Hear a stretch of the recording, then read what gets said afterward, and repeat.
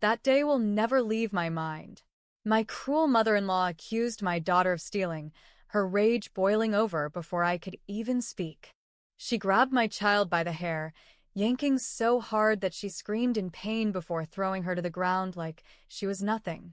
Then, with terrifying fury, she picked up a baseball bat and struck her with full force, the sound of impact echoing in my ears.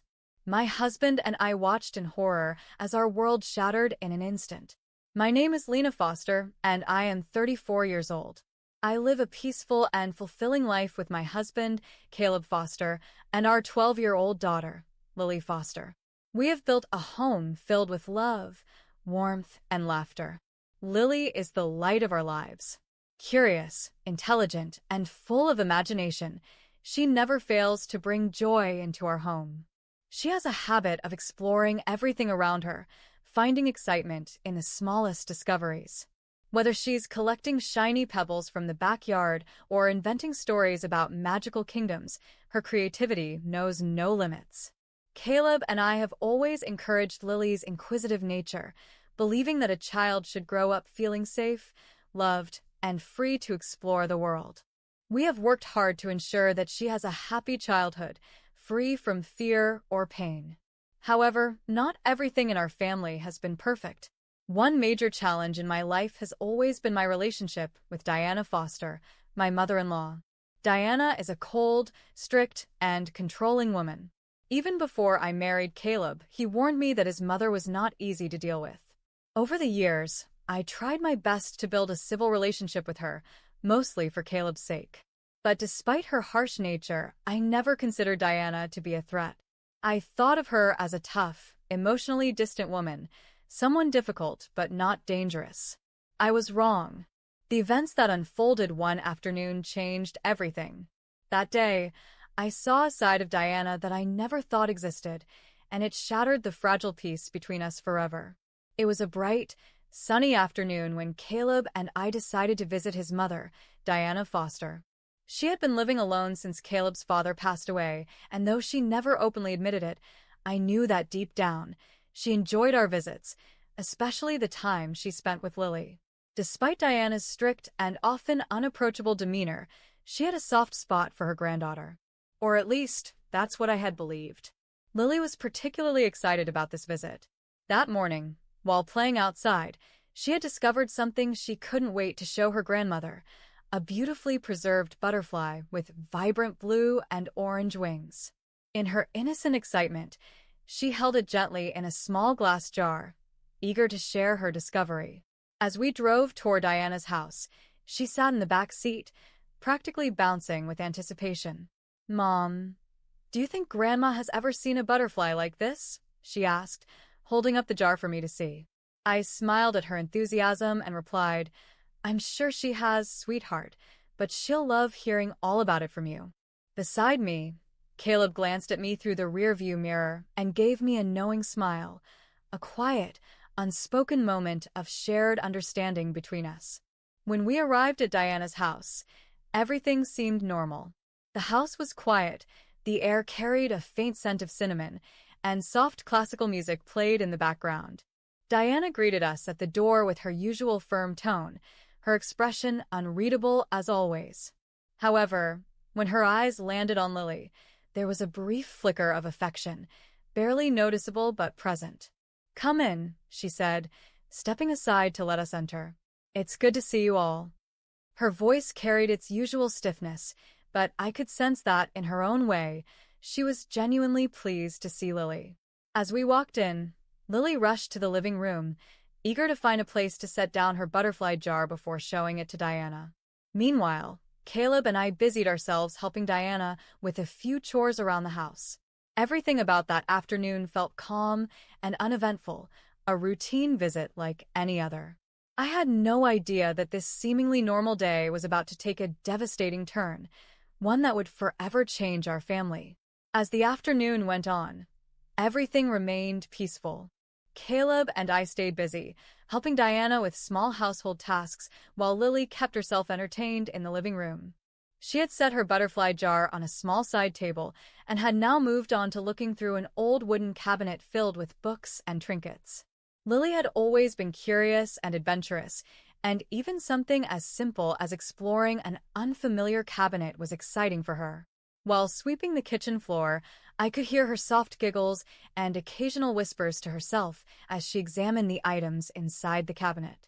It was a sound I had grown used to, a comforting reminder of her innocence and excitement for the world around her. I smiled, thinking about how she always managed to find joy in the simplest things. Then, in the midst of the quiet atmosphere, I heard Lily's voice from the other room. "Mom, look what I found," she called out excitedly. Curious, I stepped out of the kitchen and into the living room. Lily stood by the cabinet, holding up a neatly folded bill in her hands, a $50 note. Her face was lit up with curiosity as she examined it like a newfound treasure. "I think it was inside this book," she said, pointing to an old hardcover resting on the edge of the cabinet. "Maybe Grandma forgot it here?" I opened my mouth to respond, but before I could say a word, a sharp, angry voice shattered the peace of the room. "What do you think you're doing?" Diana's furious voice cut through the air like a knife, making my heart race. Caleb, who had been outside taking out the trash, quickly stepped into the doorway, his face filled with concern. Lily froze, her eyes widening in shock. Diana stormed into the living room, her face twisted in rage as she snatched the money from Lily's hands. "You are stealing from me?" Diana's voice trembled with fury. "Is this how you've been raised? To be a thief?" Lily's lips quivered, her small hands shaking. "No, Grandma, I wasn't stealing. I just found it in the book. I was going to give it back." But Diana wasn't listening. Her anger had blinded her to reason, and as I looked into her cold, hard eyes, a sick feeling settled in my stomach. Something was very, very wrong. The room fell deathly silent for a moment. Lily stood frozen, her small hands trembling, her wide eyes glistening with unshed tears. Caleb and I were too stunned to react immediately, struggling to process Diana's uncontrollable rage. Then, before I could step in, Diana lunged forward and grabbed Lily by her hair. A sharp, painful scream escaped Lily's lips as Diana yanked her backward with force. Her small body jerked violently, and she stumbled, her hands flying up to her head as she desperately tried to pry away her grandmother's iron grip. "Diana, stop it," I shouted, my voice laced with panic as I rushed forward. "You lying little thief." Diana's voice was filled with venom. Her face twisted with fury, her breath coming in ragged bursts as she tightened her grip on Lily's hair and pulled even harder. Tears streamed down Lily's face. "Grandma, please. I wasn't stealing. I promise," she sobbed, her voice breaking. Caleb moved quickly, stepping between them. He grabbed Diana's arm, forcefully pulling her away from our daughter. "Let her go, Mom. What the hell are you doing?" For a brief moment, Diana hesitated, her chest rising and falling with deep, furious breaths. But then, her eyes landed on the baseball bat leaning against the corner of the room, one that Caleb had left there months ago after a family game in the backyard. Before any of us could react, Diana reached for the bat. "No!" I screamed, lunging forward. But it was too late. With terrifying force, Diana swung the bat and struck Lily's head. The sickening thud of metal against bone echoed through the room, and Lily collapsed instantly. The world seemed to slow down. I saw her tiny body hit the floor, her arms limp, her chest rising and falling in short, shallow breaths. Blood trickled from her forehead, staining her soft blonde hair. Her eyes fluttered weakly, dazed and unfocused, as if struggling to understand what had just happened. "Lily!" I dropped to my knees beside her, hands trembling as I cradled her head in my lap. My vision blurred with tears, my heart pounding wildly in my chest. Caleb's face was a mask of shock and horror. His hands clenched into fists as he turned to Diana, his voice filled with rage. "What the hell have you done? She's just a child." Diana stood there, breathing heavily, her hands gripping the bat tightly. For a moment, there was no remorse in her eyes, just cold, unrelenting anger. I pressed my shaking fingers to Lily's neck. Her pulse was faint, but still there. "We need to get her to the hospital now." I choked out, barely able to form the words through my panic. Caleb didn't hesitate. He scooped Lily into his arms, holding her limp body against his chest. Without another word, we ran to the car, leaving Diana standing in the middle of the living room. As we sped away, tires screeching against the pavement, I turned to look at my daughter. Her face was too pale. Her breathing was too slow. I could barely hear my own voice as I whispered, "Hold on, sweetheart. Just hold on." Caleb drove like a madman, his knuckles white as he gripped the steering wheel. The car tore through the streets, moving as fast as possible toward the hospital. I sat in the back seat, holding Lily in my arms, pressing a shaking hand to the wound on her head, desperately trying to stop the bleeding. "Lily, baby, stay with me. Just keep your eyes open," I whispered, my voice cracking. Her body was limp, her breathing shallow. Every few seconds, her eyelids fluttered, and she let out a soft, weak moan. She was fading. "Caleb, hurry!" I cried, panic overwhelming me. "I'm going as fast as I can." Caleb's voice was filled with pure terror. He ran a red light, earning the blare of horns behind us, but he didn't care. I looked down at Lily's small, pale face, my hands trembling as I stroked her blood-matted hair. I had never felt fear like this before. My heart was pounding, my breath coming in sharp, uneven gasps. "This isn't happening," I whispered to myself. "This can't be happening." By the time we screeched to a stop outside the emergency room, Caleb jumped out and rushed to the back seat, yanking the door open. He gently but quickly lifted Lily into his arms, her small, fragile body barely moving. "Help! Someone help us," he shouted as we ran inside. Doctors and nurses reacted immediately. A team rushed toward us, taking Lily from Caleb's arms and laying her onto a stretcher. She was hit in the head. "She's been unconscious. She's barely breathing," I sobbed, gripping the arm of a nurse. "We need a trauma room now," a doctor shouted, pushing the stretcher down the hallway. I tried to follow, but a nurse held me back. "Please, we need space to work," she said gently, though her eyes were filled with urgency. I watched helplessly as they wheeled my daughter away, disappearing behind a set of double doors. And just like that, she was gone from my sight. A choked sob escaped my lips, and my knees nearly gave out. Caleb caught me, wrapping his arms around me as I broke down in his chest. His own body was trembling. "We should have never gone there," he muttered, his voice hollow. "I should have never let her near my mother." Tears burned my eyes as I whispered, "She needs to be arrested. Diana needs to pay for this." Caleb nodded slowly, his face dark with rage and devastation. "Then let's make the call." The waiting room was cold and silent, except for the sound of my shallow breathing. My arms felt empty without Lily in them. The smell of disinfectant and sterilized equipment burned my nose, making my stomach churn. Time felt frozen. Caleb and I sat side by side, but neither of us spoke. We just stared at the closed emergency room doors, waiting for any news. Every passing second felt like a lifetime. I gripped Caleb's hand so tightly my knuckles turned white, but he didn't complain. He just held onto me like he was afraid I'd collapse if he let go. Maybe I would.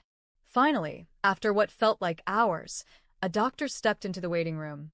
He looked serious but calm, and I clung to that as I forced myself to stand. "Mr. and Mrs. Foster?" His voice was steady, professional. "Yes," I croaked. "How is she? Is Lily okay?" The doctor gave us a small, reassuring nod. "She's stable now.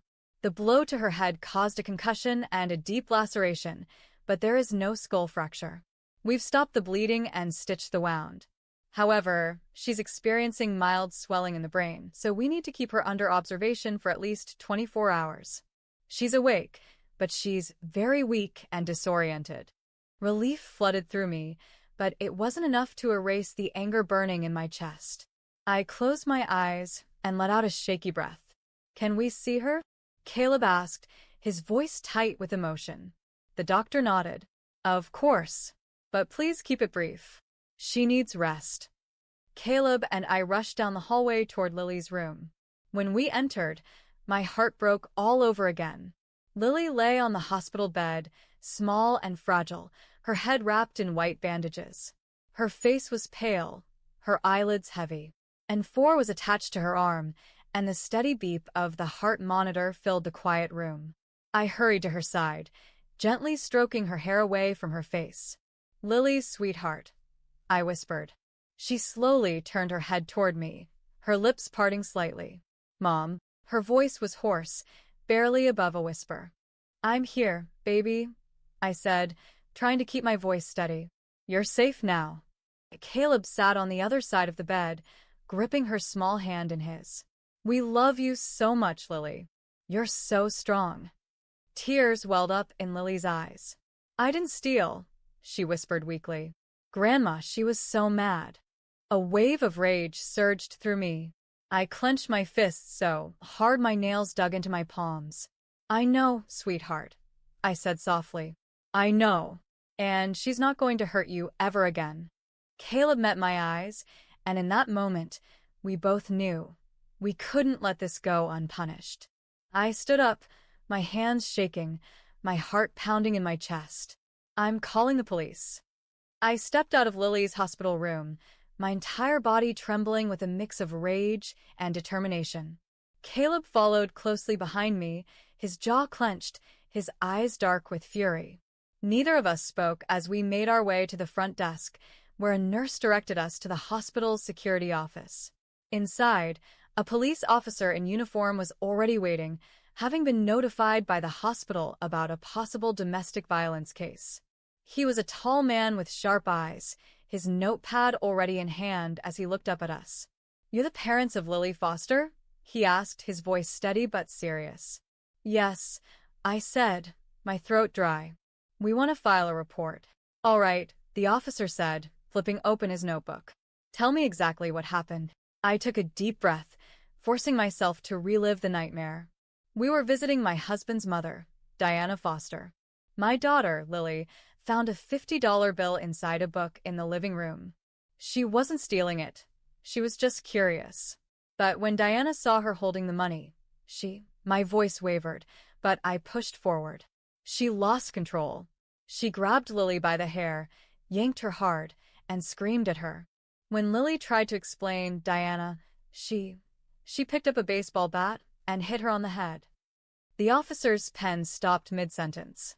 He lifted his head sharply. "She struck your daughter with a baseball bat?" "Yes," Caleb said, his voice dark with barely restrained fury. "Lily collapsed. She was bleeding. We rushed her here immediately." The officer let out a slow breath and nodded. "That's a serious assault. Do you have any previous concerns about your mother, Mr. Foster?"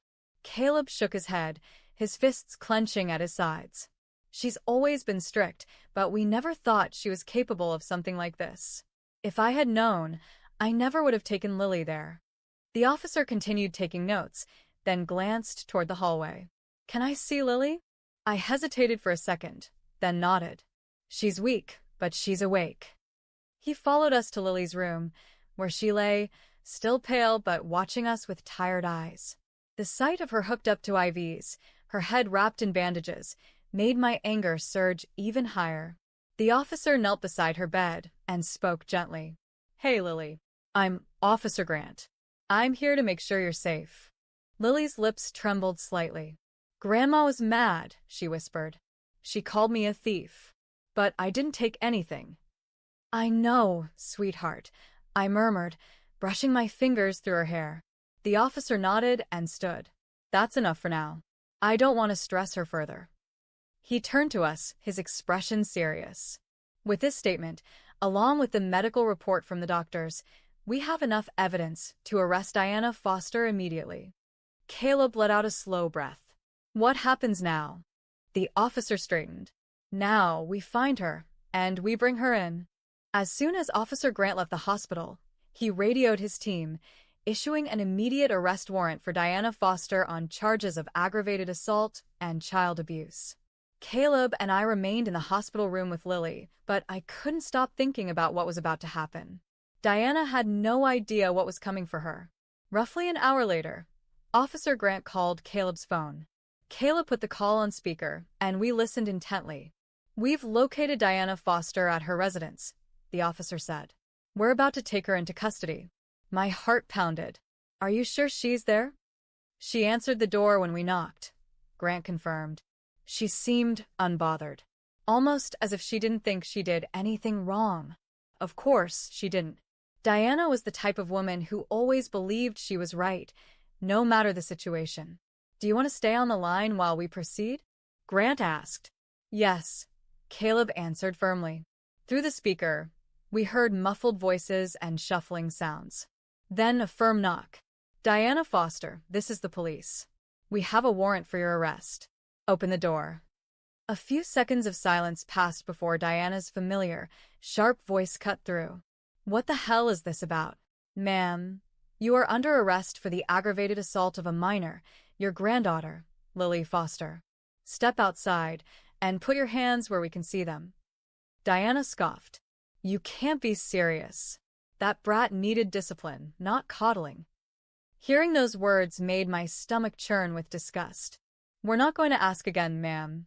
Officer Grant's voice remained firm. "Step outside now." More shuffling. A few moments later, we heard the distinct sound of handcuffs clicking into place. "You have the right to remain silent. Anything you say can and will be used against you in a court of law," one of the officers began. Diana's voice was filled with rage and disbelief. "You're arresting me for doing what a parent should have done?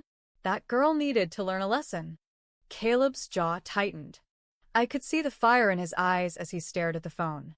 "She's not your child," I muttered under my breath, unable to hold back my anger.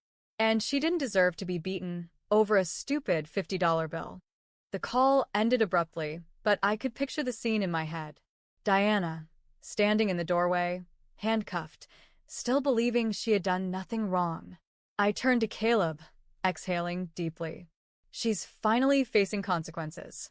He nodded slowly, his shoulders tense. "But it's not over yet. We still have to make sure she doesn't walk free." We both knew the real fight was just beginning. A few weeks passed, and the day of the trial finally arrived. Diana Foster was formally charged with aggravated assault on a minor and child endangerment. The case had gained local attention, and the courtroom was packed with reporters, concerned citizens, and even some extended family members who had come to see the outcome. I sat in the front row with Caleb beside me, holding my hand tightly. My heart pounded in my chest as I glanced over at Lily, who sat quietly next to me. Her head injury had healed significantly, but the emotional wounds were still fresh. She had been having nightmares ever since the attack, and even though she never said it out loud, I knew she was terrified of what would happen today. Then, they brought Diana into the courtroom. She walked in wearing an orange jumpsuit, her hands cuffed in front of her. For the first time in my life, she didn't look powerful. She looked small, weak, and bitter. But even then, her cold eyes never wavered as she scanned the room, finally landing on Caleb and me. Instead of remorse, her lips curled into a faint sneer. She still didn't believe she had done anything wrong. The judge entered the courtroom, and the trial began. The prosecutor stood and laid out the case. "Ladies and gentlemen of the jury, what we have before us is a case of unforgivable cruelty.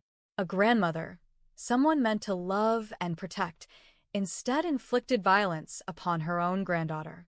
She grabbed her by the hair, humiliated her, and in an uncontrollable fit of rage, struck her with a baseball bat. If not for the swift actions of her parents, this child may not have survived.